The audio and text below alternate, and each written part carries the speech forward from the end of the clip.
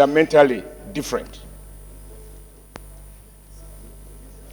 Your Excellency, I'm happy you are now seated when I have this opportunity to speak. I associate myself 100% with some of the sentiments expressed by distinguished Senator Dixon.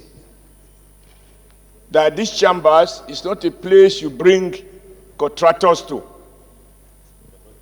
Because by doing that, we give them an undeserved respect.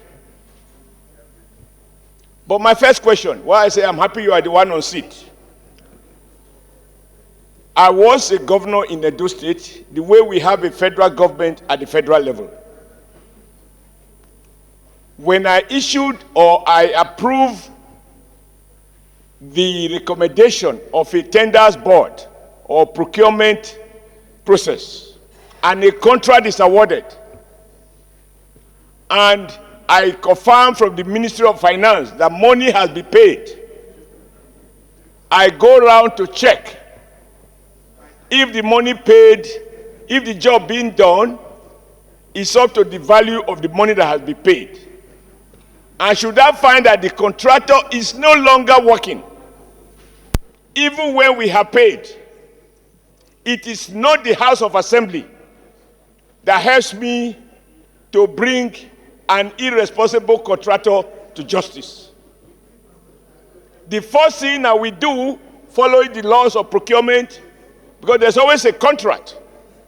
In that contract, there are usually clear provisions as to what should be done when money has been paid and the contractor abandons site, or if the contractor is at site, is working at such a low pace of work that the job might not be completed within the time frame provided for in the contract agreement. But my people have a saying that when an elderly man has shared akara with a small child, he loses respect in the eyes of the child.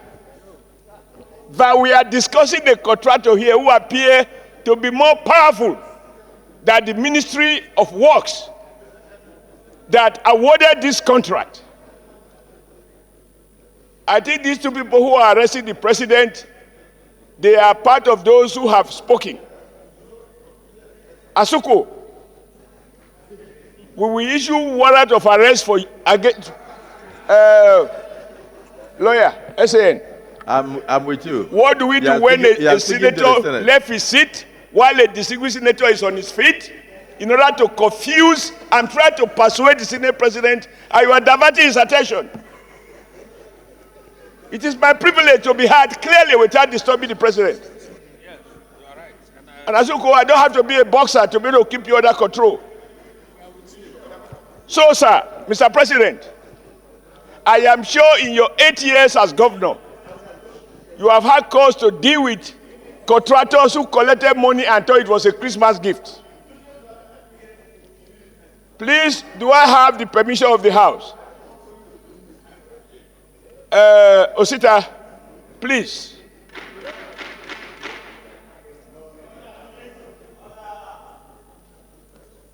So, sir, my first question,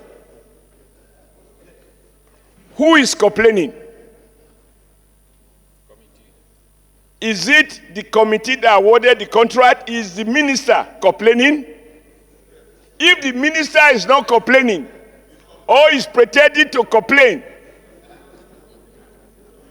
should we not make exactly the same anger on the minister as well as his agent, the contractor? When a man who gives you a job can no longer call you to order, there are questions to be asked, and there are hard answers that must be provided. The man who gives contract cannot be helpless unless he compromises powers. So the anger of my brother, distinguished Senator Orji, should be directed at the Federal Ministry of Works. And like somebody said, evil petty contractors collect money and walk away, and there are no consequences. And I want to ask for those of us who have had the privilege to give jobs, even in our personal capacity, when you pay your contractor with evidence and you have agreement that says once you pay, job is done. If the contractor doesn't do it, why are you not invoking those sections, not only to terminate, but to use law enforcement? Because this is not a civil matter, it's a contractual obligation that can have a criminal implication. And then get the security information agencies to recover the portion of the money that has been paid and for which no job has been done. For the committee to now be the one chasing a contractor and the federal ministry seems to be indifferent, suggests that we are directing our anger not to the source of the problem, but to the consequences arising from official neglect by those who are empowered to enforce contract agreement. I therefore submit, sir, with profound respect, that the Honorable Minister of Works is as implicated as any other person. Because in the first instance, he is the one representing the executive in awarding this contract. He has a story to tell as to why his contractor has become more powerful than him. Until we do that, I think we are being misled into chasing a contractor. Who is this contractor that is so powerful? More than the federal government, more than EFCC, more than all the agencies that are put in place to deal with people who are involved in criminal embezzlement of public funds. So I submit, sir, that everything we have said of Julius Berger, we should say even more to the Ministry of Works that awarded the contract.